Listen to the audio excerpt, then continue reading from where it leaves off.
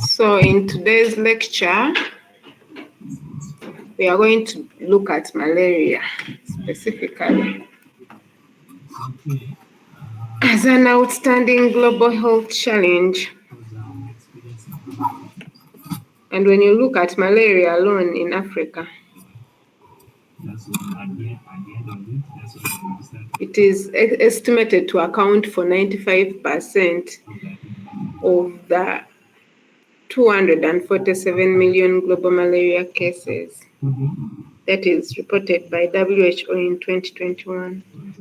So malaria is still looked at as a very big global challenge.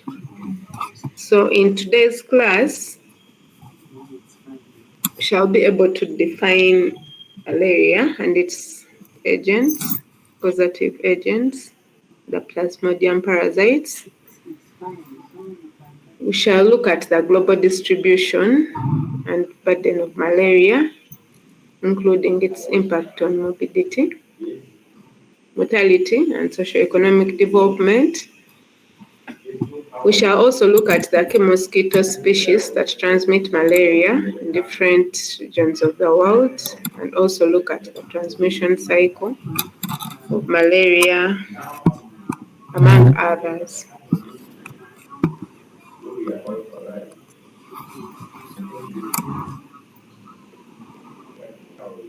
So malaria, as we've said, it is a very big global health challenge, ranks as the second most deadly infectious disease globally, trailing only behind HIV. This tropical disease has a significant impact, especially in the sub-Saharan Africa, where it accounts for 91% of the global malaria-related mortality.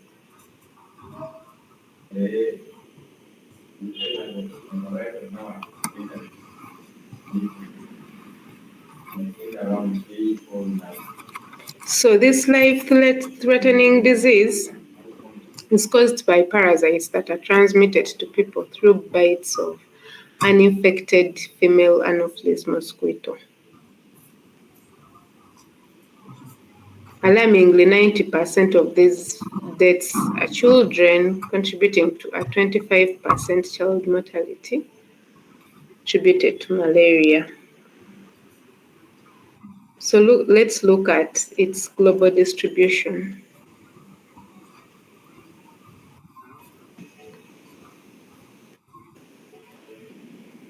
So this map is showing us the global distribution of malaria, and the countries colored red indicate that malaria is transmitted throughout the countries. Those in yellow, malaria transmission occurs in only some parts of the countries. And those in white, the malaria transmission is not known to occur in these countries, or it is not reported. Yet, even if it occurs, according to the Center for Disease Control,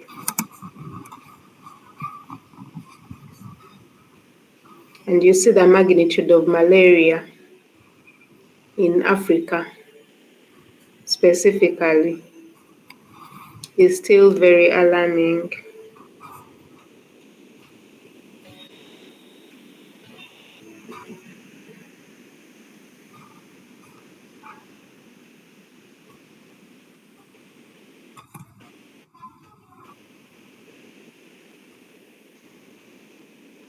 So the children are particularly vulnerable to malaria due to their lack of acquired immunity against this disease. So their immune system is still immature, and their risk of infection increases after the weaning off from the maternal immunity. So after very many years of exposure, these children develop partial protection against the most severe effects of the malaria parasites.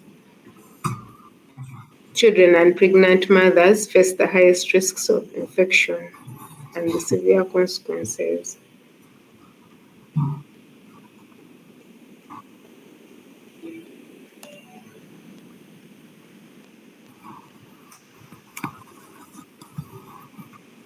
So why are pregnant women at a greater risk of the malaria infection and the symptomatic malaria disease than the non-pregnant adults?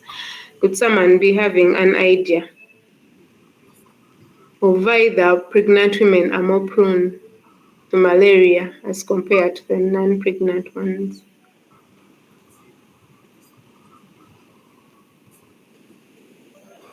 Hello?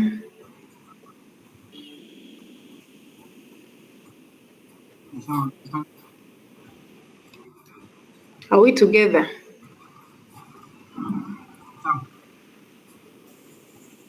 Yes, I'm getting you. Yes, Alex, do you have an idea why pregnant women are more prone to malaria as compared to the non-pregnant women?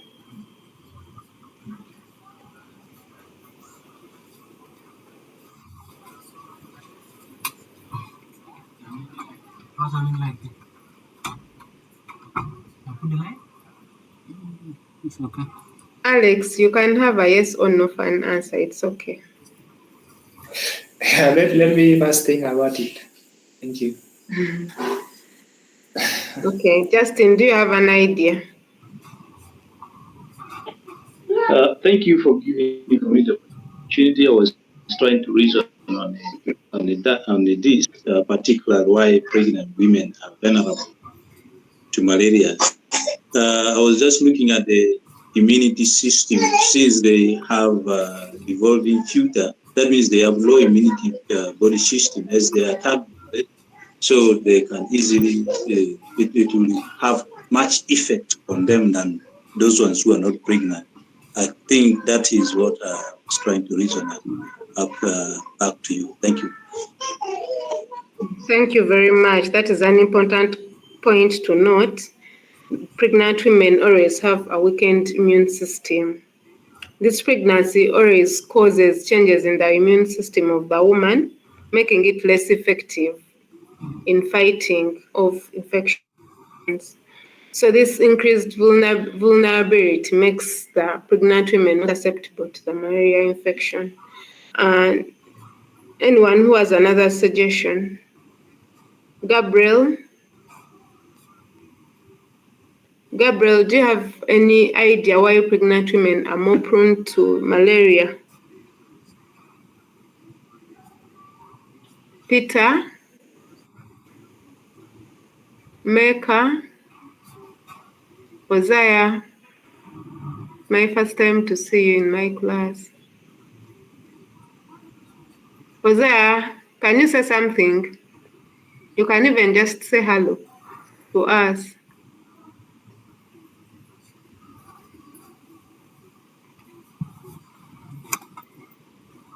And Peter, Yes, madam. you can unmute and say hello to us. Yes. Peter, do you have Hello. an idea? Yes, Peter. Yes, I have joined recently. Yes, I Peter. did not. I did not get the question clearly. What was the question? Because I joined recently right now. Oh, I'm asking the class. Do you have any idea why pregnant women are more prone to malaria infection than the non-pregnant ones? Okay. Yes. So Justin has already told us about the weakened immune system, and I'm asking if you have any other idea why still these women are prone to infection apart from having a weakened immune system. Okay. I think the reason why pregnant women are prone to higher risk of infection or malaria. I think another issue is the nutrition status of pregnant woman. Is not adequate like the nutrition status of the non-pregnant woman, because the food that the mother or the pregnant mother had is also uh, taken by the fetus in her womb, because the fetus requirement for the nutrient is competing with that one of the mother herself. That is why the nutritional status of the mother is low. That can even predispose her to higher risk of infection, especially malaria and other diseases like anemia. I think that is according to my understanding. Thank you very much, Peter, for that submission. Yes, there are always increased nutritional demands during pregnancy. Women always have iron deficiency. Pregnancy increases the body's demand for nutrients, for example, iron.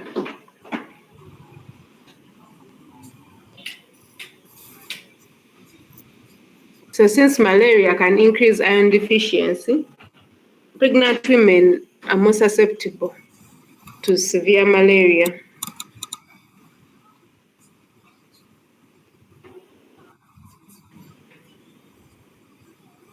So you can still think about that question as you're doing your further reading and come up with more reasons as to why these young children and pregnant women are more prone to malaria as compared to their other counterparts.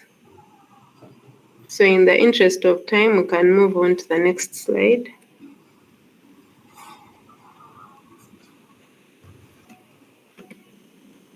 So let's look at the malaria vectors.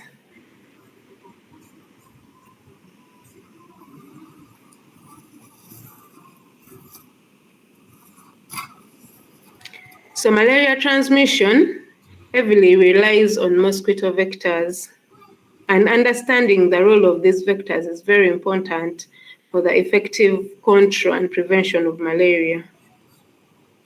So the primary vectors responsible for malaria transmission consist of certain mosquito species that include the Anopheles mosquitoes. And they are the only mosquitoes that are capable of transmitting malaria. So in Africa, we have the common Anopheles gambi that is very much given attention in transmission of malaria. So these Anopheles mosquitoes primarily feed during dusk and dawn, and they most of the time rest indoors after feeding. So this makes indoor residual spraying very effective. So they prefer resting in stagnant water sources such as ponds, swamps, and man-made containers, which are ideal sites for their breeding. So knowing their behavior is very important as we design interventions for their control and prevention.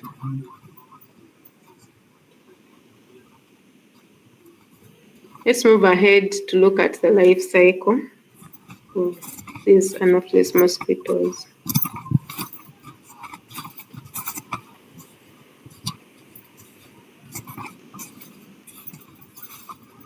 So the adult female mosquito lays eggs one at a time directly on the water. So the eggs float on the surface of the water.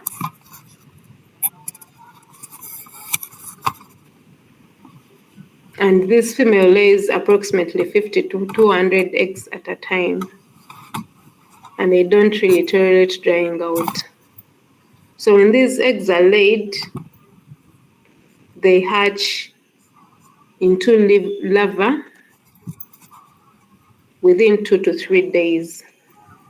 So these larvae also live in water. So these larvae breathes by using the special organs called the spiracles located on their abdomen. They shed their skin 4 times, so they have 4 stages. They molt in 4 stages, and during the last stage, they become the pupa. And this takes around 4 to 10 days. So the pupa still live in water, and these don't have any external mouth parts, so they do not eat during this stage. So the adult mosquito emerges from the pupa after 2 to 3 days and flies away to find a meal. So these female Anopheles mosquitoes always bite people and animals, usually late in the evening or at night. And they specifically need blood to produce their eggs.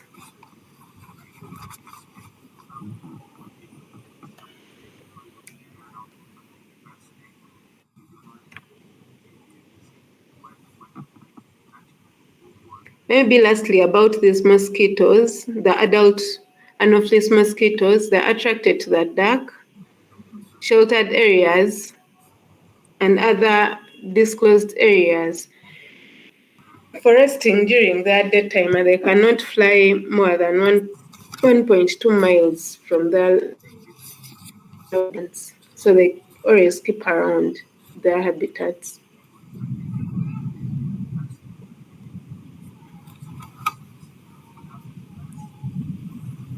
So let's move on and look at the malaria pathogen. So malaria is caused by the Plasmodium parasites, which are single-celled eukaryotes with a complicated life cycle. There are approximately 120 Plasmodium species that exist, but only 5 of these can infect humans.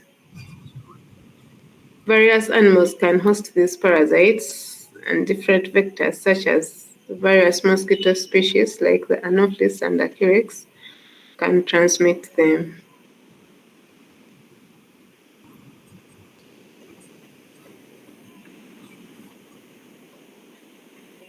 So let's look at the 5 significant human malaria species. Are we still together? The class is so quiet today. Yes, we are together.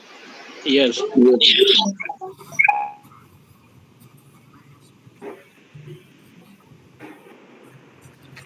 Okay.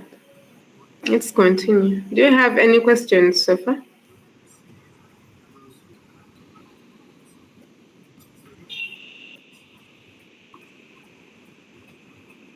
Okay, let's continue. So there are 5 significant species of malaria that affect humans. Of the malaria parasites, the malaria pathogens that infect humans.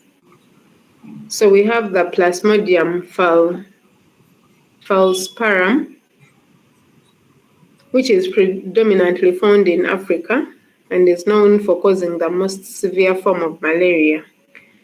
That is often referred to as the malignant malaria. We have the Plasmodium vivax, which is mainly found in Asia, and this species causes milder clinical manifestations compared to the Plasmodium falciparum. So we have the Plasmodium ovale, which mostly occurs in Africa still, and it shares similarities with Plasmodium vivax in terms of its clinical presentations. we have Plasmodium malariae, which is characterized by its low presence and mild clinical symptoms. It has the potential to cause chronic lifelong infections in severe cases. And then lastly, we have the Plasmodium knowles, which is primarily found in Malaysia, and it was initially identified through its use in the treatment of syphilis.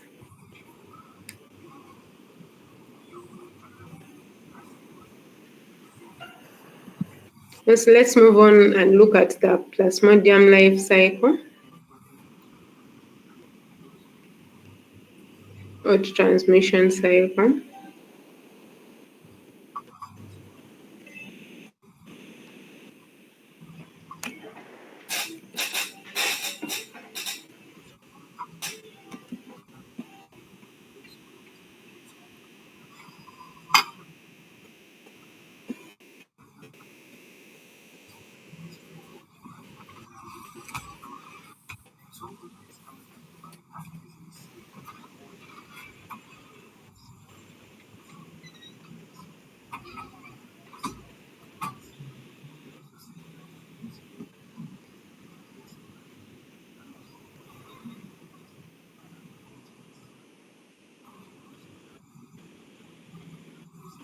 So this life cycle has been highlighted in this diagram.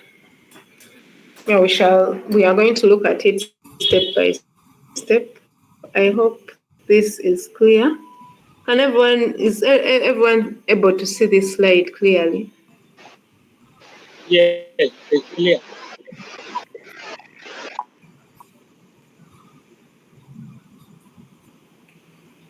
So the malaria parasite life cycle involves two hosts. So during a blood meal, we start from one.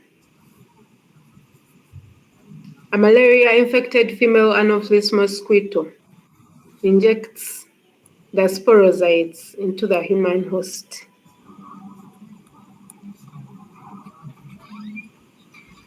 As indicated in number 1. So these sporozoites infect liver cells. In number 2, and mature into schizons.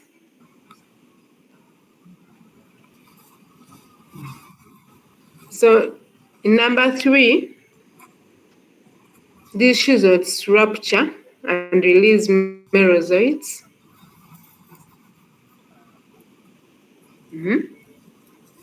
We are following.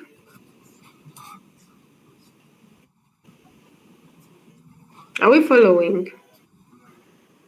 Yes, madam, we are following you.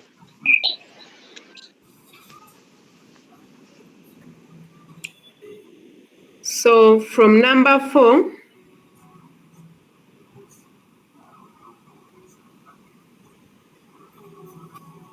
the Plasmodium vivax and the Plasmodium ovale are always dormant. They have a dormant stage of the hypozoites, which can persist in the liver and cause relapses by invading the bloodstream weeks or even years after. So after this initial replication in the liver, the parasites undergo a sexual multiplication in the erythrocytes.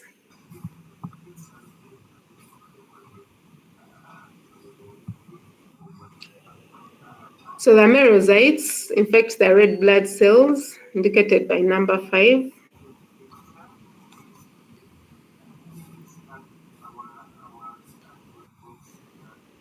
So the ring stage tropozoites mature into the schizons, which rupture, releasing the merozoites. The number 6. So some parasites differentiate into sexual erythrocytes. The number 7. And these blood stage parasites are responsible for the clinical manifestations of the disease, malaria.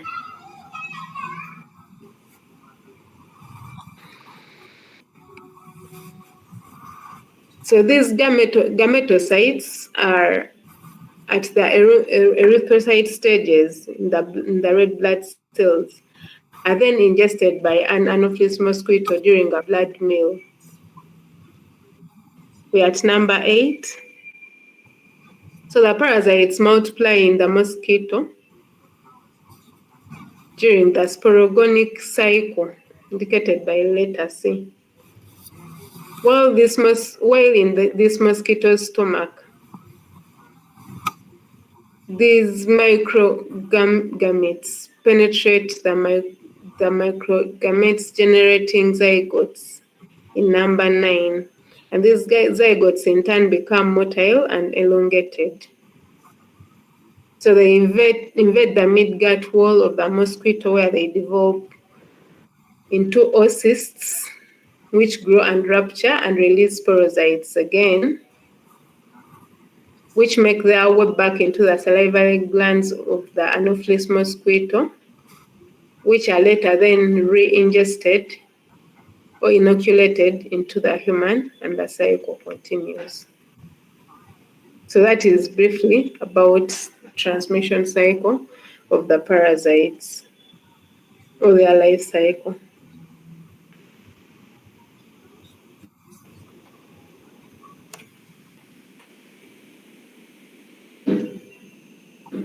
So like we said, the Plasmodium falciparum is the most dangerous malaria species, primarily found in sub-Saharan Africa. And it lacks the relapse phase. So it can infect red blood cells immediately after multiplication of all ages, causing high levels of infections. And it's the most common among severe cases. So what are some of the symptoms of malaria? So malaria usually presents in two main forms: the uncomplicated malaria, characterized by cold, hot and sweating stages, recurring every 48 or 72 hours, depending on the species. So severe malaria involves organ failure, abnormal blood parameters, and potentially fatal complications like cerebral malaria, respiratory distress, anemia that is really severe, and many more.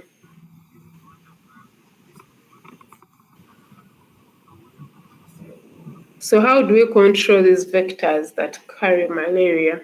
So there are primarily two tools for malaria vector control that have been used to fight these vectors.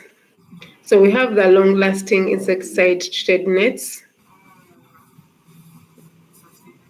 So these nets are already pre-treated, and they slowly release insecticides that are highly effective.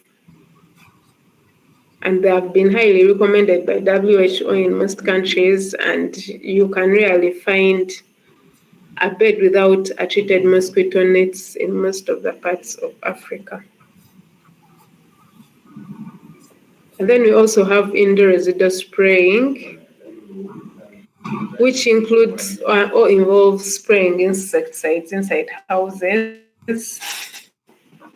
And this is very effective, but more expensive than the long-lasting insecticide-treated nets. So most people prefer using the long-lasting treated insecticide nets.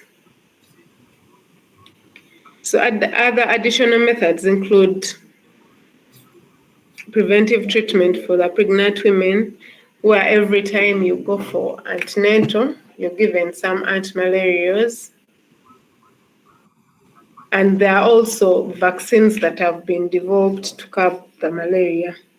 Recently, there has been mass vaccination campaigns of the under 5 due to the high incidence rates of malaria among the children under 5. So in Uganda, there has been campaign to vaccinate all children under 5. with the malaria vaccine, and some countries have already adopted to it. And some studies have been conducted, and they really show that malaria vaccine is effective, although uptake is still low. So historically, malaria was a significant challenge for European colonizers in Africa, and it was known as the white man's grave. Quinine was used as the treatment and became widely very available, and it was very effective during those times.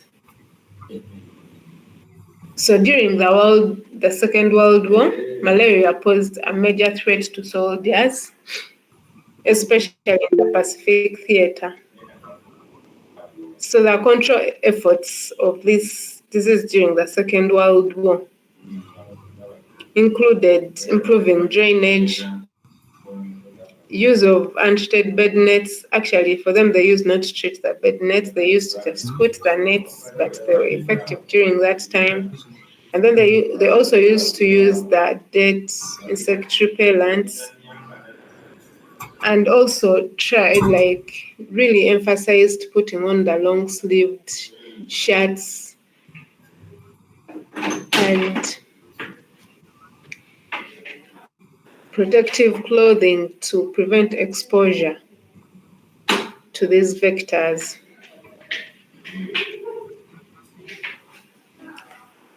So there's a global malaria eradication program that was suggested in 1955 to 1961, aimed at eradicating malaria globally. DDT insecticide has also been suggested, and also chlorine treatment during those times were very important in eradicating malaria. So successful elimination of malaria was achieved in US, Europe, and other regions, but resistance and logistical challenges led to its abandonment. So some people resisted to these treatments, and also there was insecticide resistance. The vectors started mutating and developing resistance towards these insecticides. They were very expensive to maintain, so most of these were abandoned. So in the past 2 decades, various initiatives and partnerships, including the Rollback Malaria Initiative, the Common Global Fund, and the President's Malaria Initiative, have significantly reduced malaria deaths worldwide.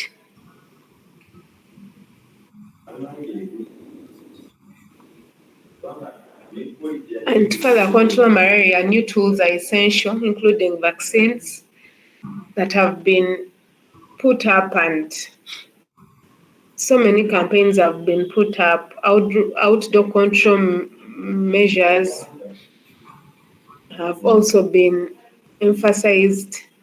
Governments, for example, in Uganda, have distributed free nets, free pre-treated nets, various campaigns. They go deep inside the villages and distribute the treated mosquito nets to the masses, so that they ensure that every household at least has a mosquito net. Among others. So very many tools have been devised by different countries to control malaria, and the goal is to eliminate malaria in these areas and progressively target highly endemic areas. And that is the end of our class today. Yes, Justin, you have your hand up. Well, thank you for giving